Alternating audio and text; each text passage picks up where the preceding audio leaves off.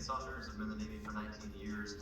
When I was in RDC, I used to let the recruits listen to military books, and it was always a great thing when I could tell them that what was in the book is actually how it goes. So I appreciate all the work that they do in making military books as accurate as possible.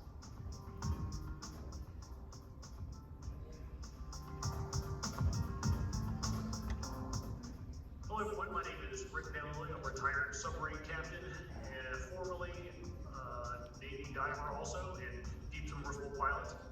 Very familiar with the content for the Hunt for Red October. In fact, the Hunt for Red October was one of the main reasons I joined the submarine force back in the 1980s to have that same sort of experience that I read about. That sort of fiction really captured my imagination, and very, very happy to see a new version or the follow-on for the Hunt for Red October coming out now. Look forward to the book and probably an eventual movie.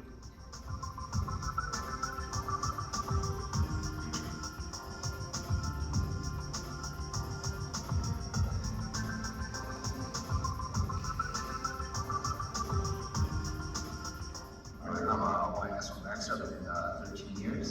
One of the cool things I've done is on the Arctic. And cool thing I like about the books and movies bringing the submarine life to life is even, just regular military, you don't get to see what we do. So it's real cool that you get to bring us, in the spotlight.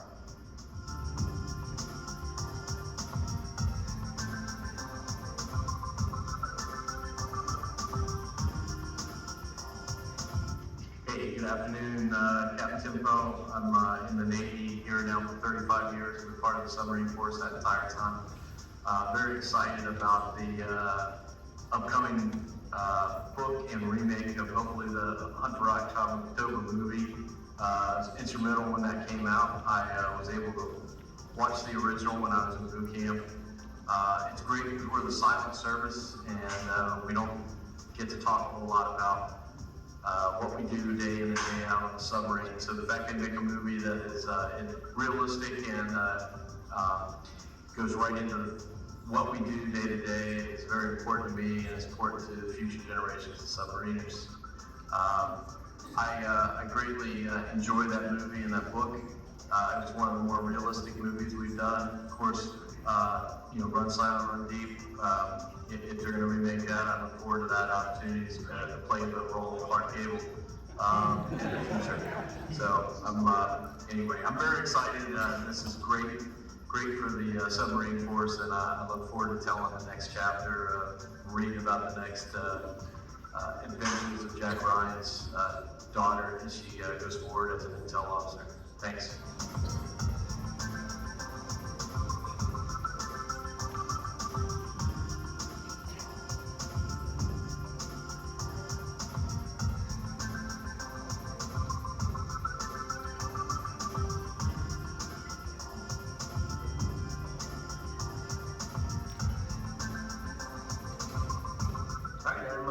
I'm Stock. I've been in the Navy 23 years in the submarine force, and done a couple of tours, including first submarine out of Norfolk, Virginia, deployed with them to the 5th Fleet area, and XO, the Program Management Office that builds the Trident II submarine launch missile. I wrote for Qualls USS Talus, and this was early in my career, and I was very excited because that was a submarine that was in Hunt for Red October, and it turns out that was not the one they used to film it, so kind of maybe missed an opportunity there. I was all excited, so by that time I figured Seaman Jones would be a Master Chief, still running the sonar, still looking at the Russian discipline, but he was not there at the time, so I must have missed him by a couple of years. But I grew up in the late First Cold War, and I always took comfort in the fact that America seemed like the good guys and the good guys seemed to be winning.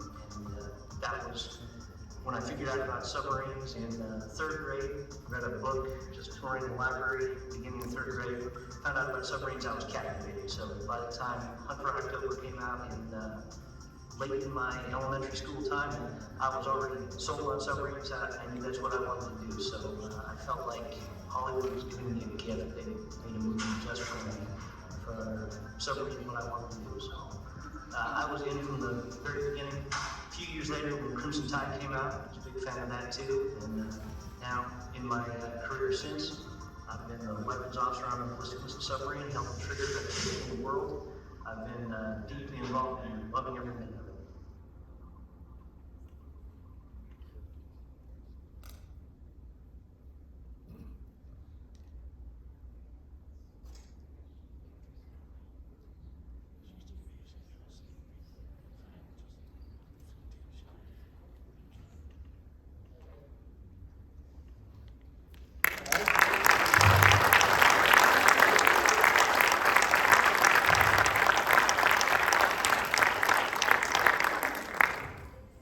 Well, welcome to Nauticus in our EdTalk lecture series. I'm Director of Education and Community Engagement, Nate Sandel. We're very excited that tonight's event is in partnership with Penguin Random House Publishing.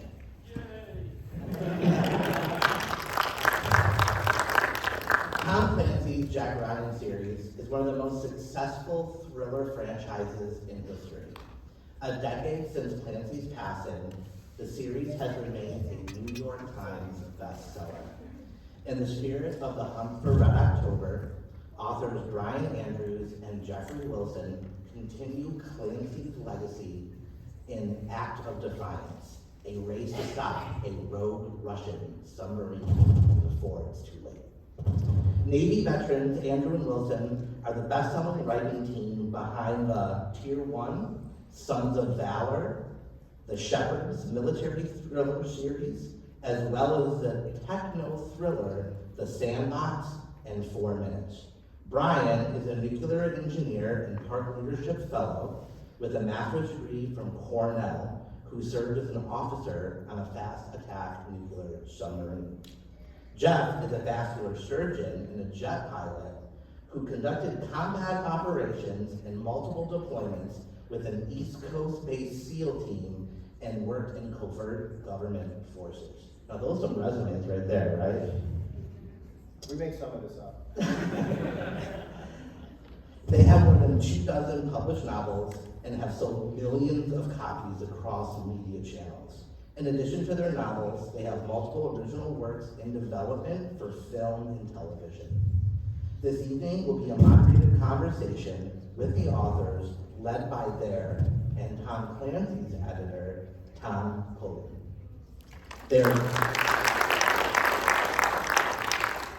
They are joined by Commander Dennis Guy, the XO of the USS Washington, the Blackfish, to talk more about the naval aspects in Act of Defiance. Please help me welcome our distinguished guests.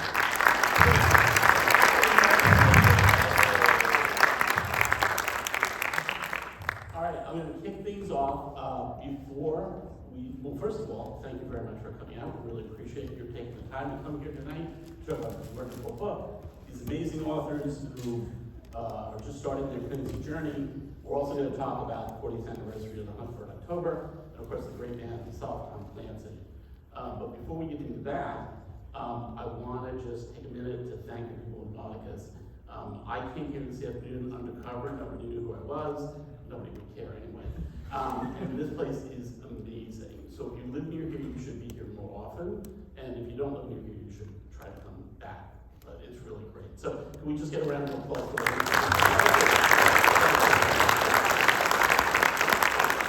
All right, so here's what we're going to do. I'm going to ask the guys a couple of questions, about 15, 20 minutes worth.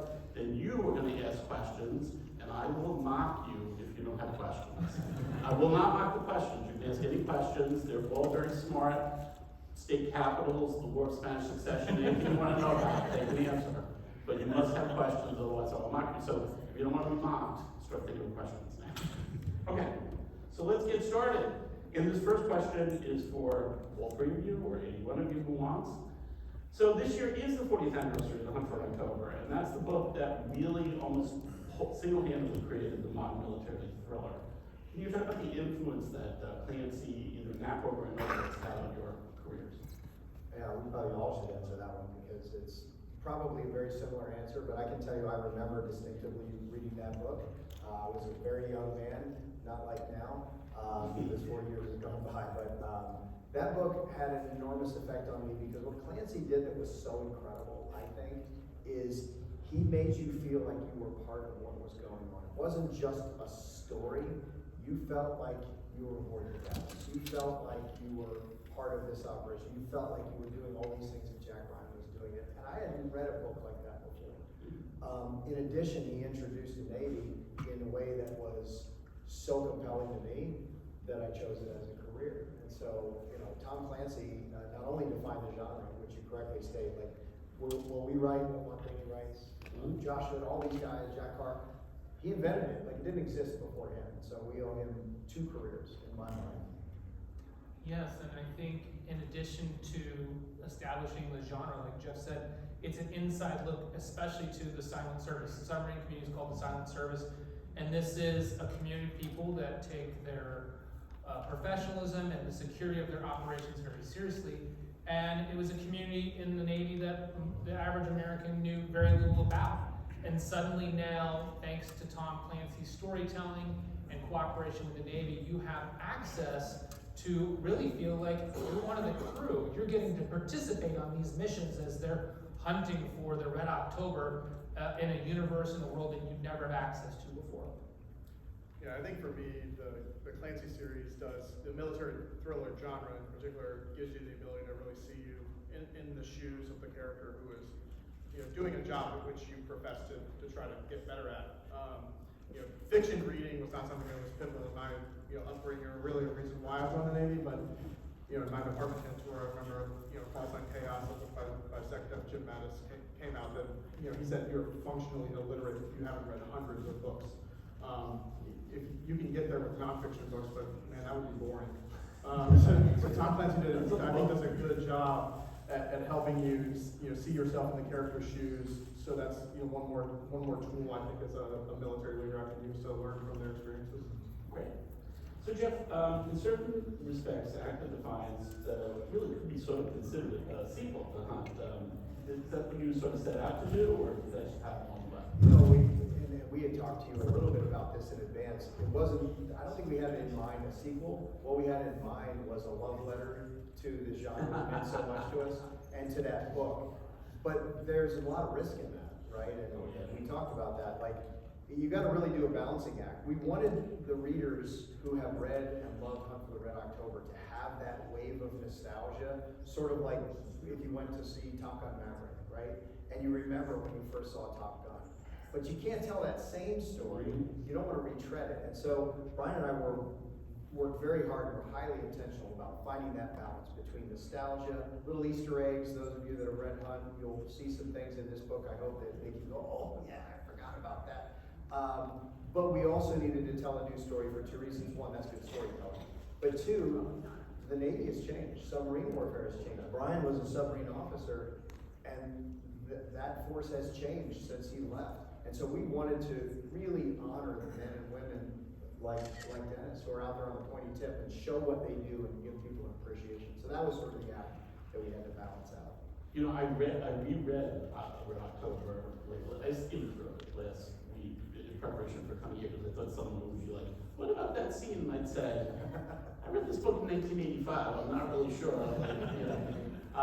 And it holds up. It absolutely holds up. I mean, sure, they're using phones off the wall and stuff like that, but in terms of like action and compelling, it really holds up. All right, that's my part. Brian, so one of the things that Clancy did is that he aged up Jack Ryan, or not just aged him, but like built him up to the point where he became president of the United States, which really is a challenge to authors. But you found a way in this book to sort of almost reinvigorate, well, I don't want to say that, not him, but find a new way to reinvigorate the Clancy line, the Ryan line, without rebooting. Yeah. Zach, do you want to talk about that? It's a great question. So, if you Brilliant. think about Jack Ryan, That's why he said that. Brilliant. If you think about Jack Ryan, he's America's action hero. I mean, he's iconic, and he presents in lots of different mediums, right? So we have multiple movies with multiple actors playing Jack Ryan. We have the book series, and we had the television series with John Krasinski. So I think, when we are thinking about the book series, Act of Defiance is number 24. Jack Ryan has aged, like you said, Tom. He's aged up. He's the President of the United States. And we have to be faithful to the canon of the books. And so you can't have the President of the United States out there fast roping into a He's not going to be driving submarines and firing sidearms at Russians. So we said, how do we capture, again, to Jeff's previous answer, how do we capture that nostalgia and this idea of the original Jack Ryan that appealed to so many people? CIA analyst, dog with a bone, a guy that's just not going to let this problem go, and he's using his smarts, but the whole time he's sort of a fish out of water, and you can relate to that. You can almost see yourselves in Jack Ryan's shoes. And how do we recapture that? And I remember we were talking about this, and we said, well, Jack Ryan Jr. has his own series, but he had a couple other kids, Katie and Kyle, and we called up Tom. We said, Katie Ryan is ours. She's ours. Bentley can't have her. Mark Cameron can't have her. The other authors that were writing in this series, she's ours. And so we thought, what a perfect opportunity to take female protagonist, young Katie Ryan, following in her father's footsteps. She's an analyst at the Office of Naval Intelligence, and now she's doing, 40 years later, almost the same thing that her dad did in Hunt for October. Without even knowing it, right? That was the fun part. Yeah. She doesn't even know that she's slowly turning into a dad. Like all of us.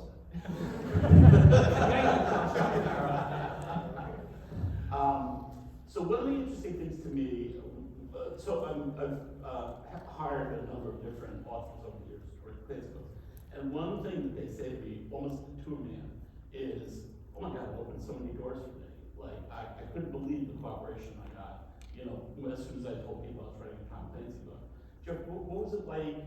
Because most of the other guys had not been Navy.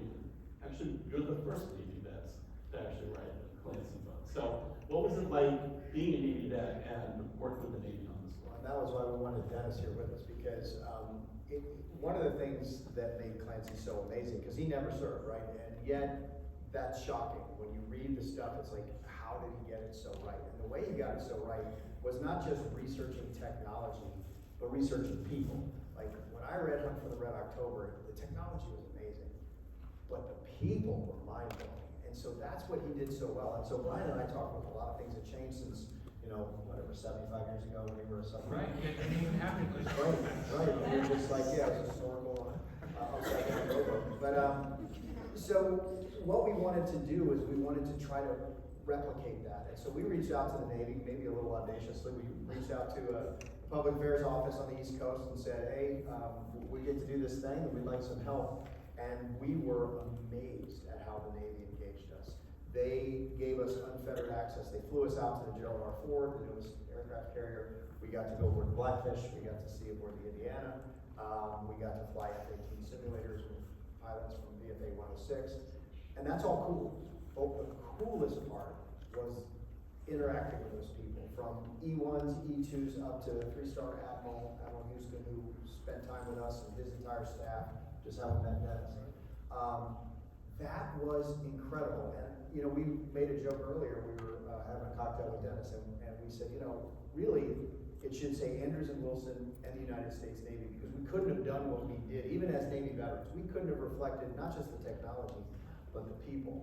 And we're very proud, having had that experience, we're very proud to report that the Navy that is keeping you safe and free is every bit as powerful. The young men and women that are out there are amazing patriots and dedicated, hardworking sailors out on the pointy tip keeping us safe. So it was incredible experience. Great.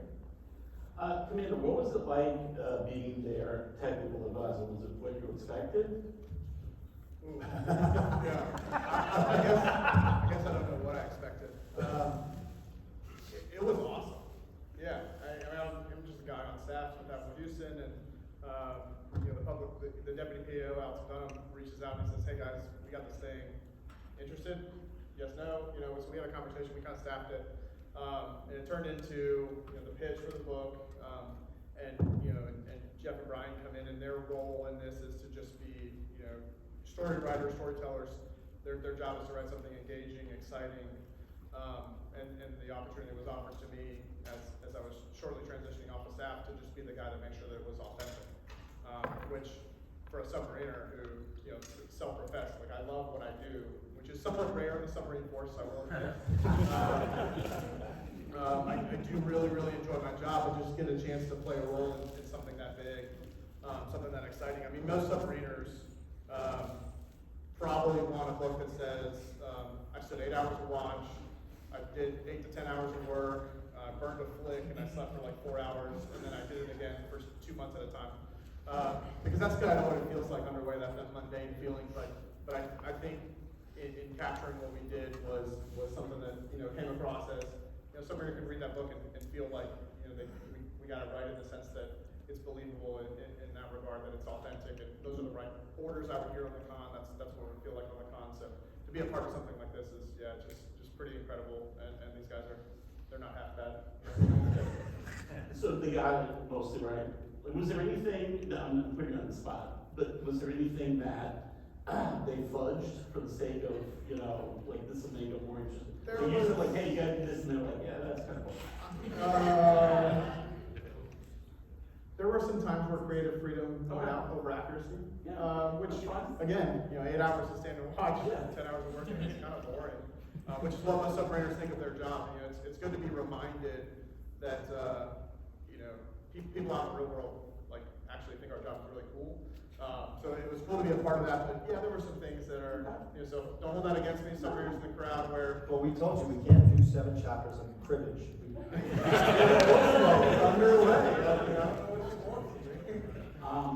want to get you a present to thank you for pitching in on this. And you are with, what's the name of your book? Massachusetts. The Massachusetts. Yeah. And what do people in Massachusetts love more than the New York game?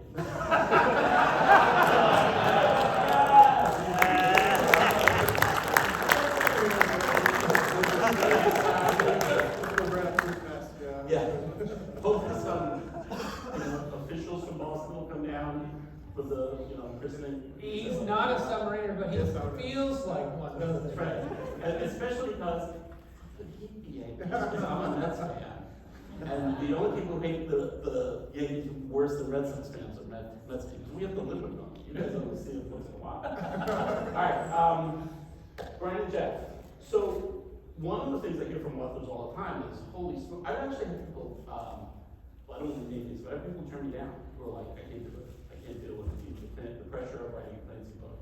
It's just too great. Like, how did you feel that way? How'd you deal with it? Tell me about that. Well, I think when you first came to us, I mean, you're a little gobsmacked at first. The opportunity, thinking, do I really want to take this on? We joke that as a submarine guy, it was sort of like I'm like a tarpon hitting a lure. When you put that out there, I'm like, Yeah, he led with that too. He knew what he was doing. You have me. And I think that after you say yes, then you're like, oh my God, what have I gotten myself into? Yeah, no, for sure. But I'll say 2 things. One, we had the opportunity to work with you before, and so we knew that we were working with good people. And you had told us when we wrote Rogue Asset, you said, look, you should not feel a weight of having to write Griffin or Clancy. You're Andrews and Wilson. You need to respect the universe and the characters and the canon of work, but write the best Andrews and Wilson. Don't try to find his voice. That is like taking an 800-pound backpack off. So then you can start with that. This one was still pressure though, not from you. You were amazing, and Penguin was so incredible, and the estate was incredible. But as a fan, I think we put a lot of pressure on ourselves. Like, man, if we jack this up, like, we're gonna really make a lot of people mad, including my parents who are in the room. Like, we're gonna let so many people down. This is a big deal, and so it was inevitable to feel a little bit of that. But you made it easier than And I think that you think about there's millions and millions of Clancy fans. There's 40 years and millions of people that love Hunt for Red October, seen the movie, read all the books. We don't want to let those people down. We don't want to let the U.S. Navy down. So at some point, I think you have to put on a little bit of these blinders and say, all right, just like completing a mission, you know, you just have to say, I just gotta do it, we're gonna get it done. Yeah, we gotta turn it in or Tom's gonna yell. So without getting into anything that you can't get into legally, or getting into too much of the book, how much of the Russia threat that they propose in this novel do you feel? Do you feel like it's realistic? Do you feel like it's overblown? What do you think?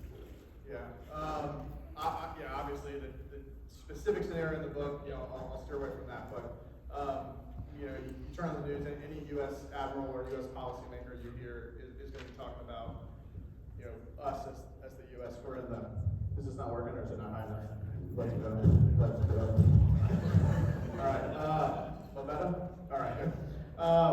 So any U.S. policymaker, U.S. admiral is going to be talking about, we are in the decade of danger, you know, kind of a key phrase, you know, around the hill. And what that means is, you know, we've got some credible near-peer competitors in both China and Russia, and so anything I think that draws some amount of credible, realistic scenario that pits us, you know, the United States against a Russia or a China, could be found as credible. And the thing I think that really shines through in the novel is, you know, these are not made up platforms. These are not made up weapon systems. And they're not made up capabilities that the ships have. You know, these are things you guys can all Google on your phones right now. You know, what do these ships do? And you know, don't Google it. Don't do it. And so in that sense, I think it is pretty, you know, it's well written in the way that it's believable, and what it does is it gives you a sense of, you know, really having been an officer deck on a mission. It really gives you the nostalgia of what it feels like to be in the control room on a deployment. And so in that way, I think the book is pretty well written, pretty good storytelling to allow that suspension of disbelief. Yeah. Great. All right, one more question from me, and then it'll be your turn, or we'll be in the mocking.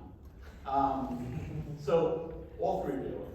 He's not kidding. I'm not kidding. Well, all three of you. When it comes to movies, TV, or books, like in the Navy, like what drives you crazy, or what makes you happy when you see it? I mean, I think for me, it's, you know, I spent a good part of my career in special warfare, and so those one-man, you know, Rambo guys that, you know, come in and kick the door in and hose down the room and get the rescue the hostage. The thing that's special about special warfare, but all of these communities, is that it is team and mission before self, because you can't do any of the missions that you see in these some of them silly movies by yourself. It requires an enormous network of people behind the scenes. It requires teamwork on site. And so that's the thing that always annoys me the most, I guess. Yeah, I think one of the things that we work very hard to do is to give all of our characters agency and competency. It always bothers me when the hero is bumbling his or her way through a scenario. They get lucky, or there's Deus Ex Machina saves the day, or something comes along to rescue them from their own unpreparedness. And my experience in the Navy was the exact opposite of that. There's complexity, chaos, and not a lot of, you never have the complete tactical picture. And so you're relying on your shipmates and your own intellect to solve problems. There's nobody there to rescue you. You have to find it in yourself to solve the problem and rise to the occasion. And so we never disrespect our heroes in our stories, and we're very proud of that. When you finish the books that are written by Andrews and Wilson, you'll say, wow, that person is somebody that I look up to and respect because they did it through grit and intellect. But without making them a Superman, right? Like that's Sure, the they're people. Yeah. I think for me, and probably for most submariners, the details-oriented aspect of it, you know, a good group of submariners will sit around the wardroom or on cruise mess and watch a flick, which I won't disparage or name any other projects or things that maybe got it wrong, but man, oh man, you get thrown to the wolves if you mess around and find yourself saying "hoorah" on a submarine. That's not how we do it. So I think that's the thing that irks me the most as a submariner. We're very detail oriented. We take pride in kind of that professional execution. And so when the finer details get lost in translation, that's something that just kind of turns me off and something makes it not believable.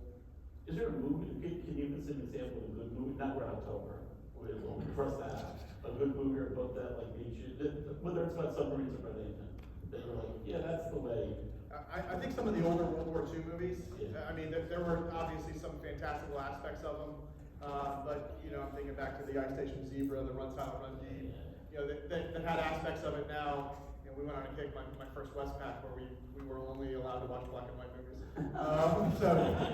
You know, I got my mix of those, so I think those did it justice in the way that it kind of portrayed more of the teamwork, and some of the more realistic aspects of it, albeit good storytelling. What about you guys? You know, for me, coming from the special warfare background, I was a combat surgeon in special warfare. I think the modern movies that have done it very well are American Sniper and Lone Survivor. I will tell you that watching American Sniper, there's a scene in there, I won't get into the details, where I'm like, if he pans that camera 15 degrees right, I can give me a seat at Glass Factory. Like so they got the combat stuff right, and they really got the people right. So those two movies in particular, in the special warfare community, I think were really good. I just think as a storyteller now, professional storyteller, I have an appreciation for the difficulty of trying to, we all want to latch on to a hero, we all want someone to root for, and we don't have the capability to cheer for, you know, an entire crew of 100 people, get to know all of them in 100 minutes. So I appreciate the fact that there's dramatic elements, there has to be suspense, and there's just stuff that has to hit the cutting room floor. So I think I'm in between these two guys. Like, as long as I'm not constantly being pulled out of the film from suspension of disbelief, from like rolling my eyes, then I'm able to enjoy the film. Okay, cool. Could I just say, I'm not disparaging the guy who was talking about Run Silent Run Deep before, but I think you want to be Burt Lancaster in that movie, not the All right, it's your turn. Who's got a question for us? Go ahead, man. For the authenticity of people, especially on the Blackfish, speaking as white from someone who's on the Blackfish, if you did the people right, will they be able to identify some of their buddies, personality from the book? Yeah. Did you? I think so. Luckily Brian and Jeff asked me for some input on some specific, characters, and there are some opportunities, I think, where you would recognize some names, and definitely some kind of interactions, some vernaculars of certain people. I think that opportunity was there. One of the best times we had was when we went aboard the Blackfish. We got to just sit in the war room with the crew members that were available and just say, what do you want us to do? What do you want us not to do? And that really informed the story a lot. So we were able to put some Easter eggs that you might recognize. Pages of notes from that session. Yeah, That's good. That's what we're looking for. On behalf of Penguin Random House, I want to legally say that I don't think that none of these characters should be recognized as real people. What are some of the things that they told you not to do? Well, I can't tell you that. Okay, so security wise, but I mean like, they got to make sure it's authentic. Well, your question is an important one, and it's something that is, and this is what I think we take great pride in as Navy veterans, having both served on the proverbial pointy tip of the spear, submarine community, naval special warfare. Operational security, or OPSEC, is something that we take very seriously. It is of great concern to us.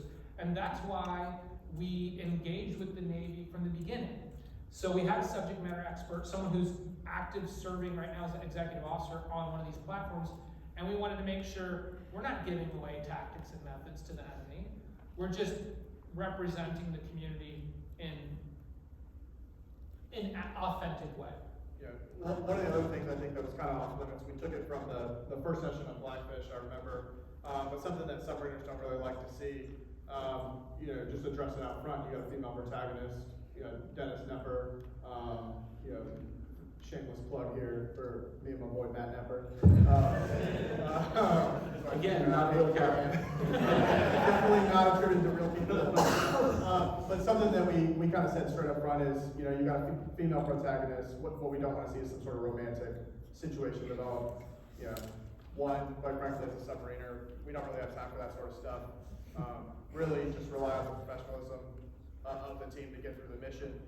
So I think that was something that, luckily, not in your guys' wheelhouse. So, having read several of your other books, not something we had to deal with. But I think that was another thing that was kind of, hey, let's not just go there. Let's just stay professional. And I think that came through the book. More questions? Yes, sir. How did the two of you come together as a team? He stalked me and. So it's actually, we get that question a lot because there's not that many co-authored teams, right? Preston Child and Kathy Coulter and JT Ellison wrote for a while. There's maybe a half a dozen that you know of. And the truth is, we met and became friends before we started writing together. We were both writing independently. There's an organization called International Thriller Writers that has a conference every year. It's where we met Tom, actually, at Thriller Fest. And the first year that we both went there, we were debut authors from our individual works. And when I was going, it was my first time there, and I was still doing some work with the government, and I just was, maybe still, I don't have very good social skills. So I was going through the book, and I'm trying to find the military veterans, right? And I'm like memorizing their faces. I'm like, okay, I can probably talk to that dude, I can talk to that, I can talk to her. And one of them was a submarine officer. I'm like, I probably can't talk to him. So we go to this cocktail reception, we go to the first night, and there's this guy, he's sitting in the corner by himself, he's got food, beer. I believe I was weeping. He was crying in his beer. I'm like, okay, that's the submariner. So I was like, pity, I mean, really. So all kidding aside, we did meet at this conference, we became fast friends, and we were friends for 2 years before we had this idea to write books. And it was actually, full credit, Brian's idea. Hey, you worked in this community, I worked in the sub-community, we can combine them, what do you think? And I was the idiot that said no. And I said no more than once. Like, he was like, I have this idea for a book. I was like, whoa, we're friends, I'll help you, but what does that mean, write together? Like, you do the nouns, like the verbs, like, I don't. So, he asked me again while we were developing this book, and by now the book is it's getting kind of exciting, right? And I'm like, man, I'm helping this guy write this book. And the third time he used his Vanderbilt psychology degree, Jedi mind tricks. He goes, tell you what, here's what we'll do. Let's write 5 chapters, and if it's working, great, and if it's not, you can have the story, because I can't write the special warfare part, and it had sort of become a seal book. I was like, great, and I went into it thinking, I'm a couple chapters away from the book. But it was so easy, and it was so easy and so seamless, and I think because we're military veterans, because the idea of team and mission before self, about putting your ego aside and focusing on getting something done together, was sort of in our DNA. I don't think we even talked about it again. We wrote the 5 chapters, we just kept going. We never even came up again, and that book wrote faster than either of us had ever written a book. And that was 27 or 28 books ago, and here we are. Do you do this on like site, or are you in the same room together? How do you? No, I mean, I tell him what to write, I dictate it. And I have to hope he's doing a good job. I mean, the superpower of collaboration is that we never have writer's block, so if you're starting to get stuck on something, you pick up the phone, call the other guy, and we just hash through it. And also, I think there's a level of enthusiasm and excitement. When you're writing by yourself, it is a lonely business. You're talking to yourself, you can only get so excited about your own stuff. And so I think, it's sort of this, this idea that we talk about it in the name. You can't take a submarine to sea with one person. One special operator can't take a target compound and bag the HVT. So it was already in our DNA to collaborate and work together. And I think that momentum, you can see that our productivity, there is a force multiplier with Andrews and Wilson. It took me 8 years to write my first book. Now we write a book in 3 months. So we have upped our game, we're very efficient, and we have a lot of fun while we're doing it. and they're also very talented. I mean, I'm not just saying that. I mean, there's plenty of good writers out there, but to keep up this quality and this productivity is really remarkable. So that's got to be a big hat for too. There was a question up there. Go ahead. To what extent does the Tom Clancy estate influence the story? I'm sorry. How much did the estate influence the story? Yes. You should answer that. I will. They don't really. They're they approve. So I will. So let me go through. So Mark Cameron wrote these books before last year or 2 years ago. He said, I don't want to write anymore. So, and this has happened, you know, a number of times in the past. So I would go to the estate and say, hey, I have these two great guys, Andrews and Wilson, and there was this whole secret thing where I was like secretly keeping them hidden, thinking I was going to use them at some point in the future. So I pulled them out, and I said, like, here are these Andrews and Wilson. I sent the estate one of the tier 1 books, I guess the first one, and they read it and said, like, oh yeah, these guys seem pretty good. So I go back to these guys, I'm like, okay, can you write like a couple chapters so they get a sense of what, you know, you're going to write? So they do that, and then they'll write an outline saying, well, you know, like about 5 pages or something, saying here's what's going to happen in the book. State signs off on that. Then they write the book. Then we send the book to the state. The state signs off on that. But in terms of like actually influencing it ahead of time, the state really leaves that up to the authors and me to work that out. So they're very good. And you know what? They're smart to do that because that's, you know, that's not their bailiwick. This is our bailiwick. So it's much better to do it that way than to be meddling in something you're not good at. So just as I wouldn't be good at running an estate. You have someone down here. Go ahead, listen. You're right there. Yeah. About how long does it take to write each chapter? Yes, sir. How long does it take to write a chapter? Well, we set page rules for ourselves. Yeah, so because one of the downsides of having a lot of books going at the same time is we have deadlines, and I don't know what you know about editors, but they're very mean. If you don't turn your stuff in on time, it's a lot. So in order to meet those deadlines, we set page goals for ourselves, and we've only just started doing that in the last year and a half. And so each of us has to write 5 pages per day. So between us, we're writing 10 pages a day. So that's anywhere from a chapter to a half a chapter, maybe even a chapter and a half, depending on the length of the chapter. So we're writing probably 4 or 5 chapters a week. And one of the differences between thrillers, like we write, and fiction from the 1800s is people's attention spans are a little shorter now. We're used to TikTok and television and boop, boop, boop. So we tend to write shorter, more dynamic chapters. 5 to 10 pages is about as long as a chapter as you'll see in our books typically. Whereas if you picked up, you know, Anna Karenina, you're going to have a 40-page chapter in there. So it's the industry has evolved with the times. Could I just say, in defense of editors, see, authors are very creative, so hopefully that makes them childlike, but mostly makes them childish. And so they will, you cannot believe the number of authors who've had computer problems. The computer ate my manuscript, and I can't get it one time. It's a modern version of the dog ate my homework. Someone else over here, yes, sorry, go ahead. Do you ever just submit a copy of the manuscript to the Department of Defense first before you publish it? So that's a good question. We've had books when we first started out that we had to do that with, but these we have not had to do that. And the big reason in this case is because we worked hand in glove with the Navy. They were with us from the beginning all the way through. And so we were going through that vetting process as we went.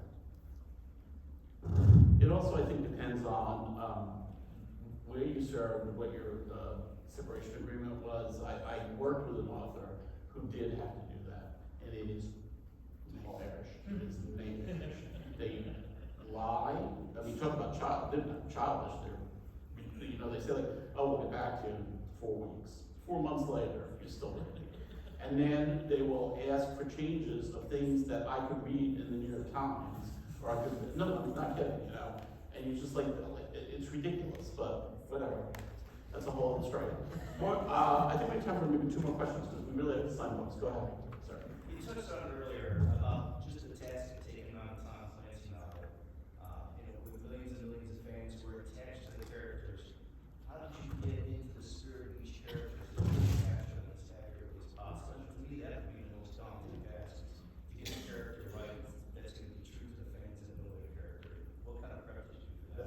great question, but it was actually the easiest part for us, simply because we are Tom Clancy fans. I've read every single book. I read Hunt for the Red October. God, I can't even tell you how many times, watched the movie how many times. So we had this amazing opportunity to write characters that for us felt almost as intimate as the characters that we've created in our own series. So that part of it, it's a smart question. It just didn't really apply here because we're just such fans of the universe. I know that sounds like a lame answer that you make up at one of these things, but it really was true. And we had Tom backing us up. I mean, if something didn't feel right, he'd say, well, I don't think he'd say that, you know, or this is not something that, you know, Jack would do. John Clark. Yeah, There whenever was we some get of new that. authors, there's always something that you're like, well, that's not really Clancy, you know. Just sort of feel like that's not something Tom would write, and we try to really respect, you know, I mean, Tom was a great man, and we really try to respect his characters and his legacy, and not do anything, you know, that he wouldn't want. One more question. Yes, sir. Yes, I know what Commander Guy would say, but Jeff and Dennis, can you tell us why there's no mention of the Air Force in this book? We have a children's book.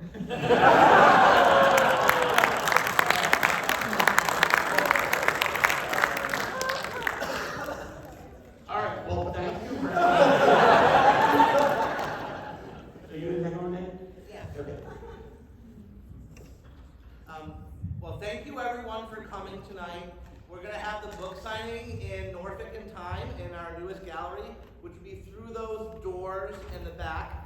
And I have one final question for Commander Guy. Is it true that the Blackfish is in fact the USS Massachusetts? No, unfortunately, no. Washington, okay. Yeah, Washington, yeah. Sorry, I thought I got it wrong. Not sure the spin off, but yeah, Blackfish is Washington. They're actually out doing Gothenburg right now. Shout out to the spouses in the back. Most of the wardrobe spouses here, most of them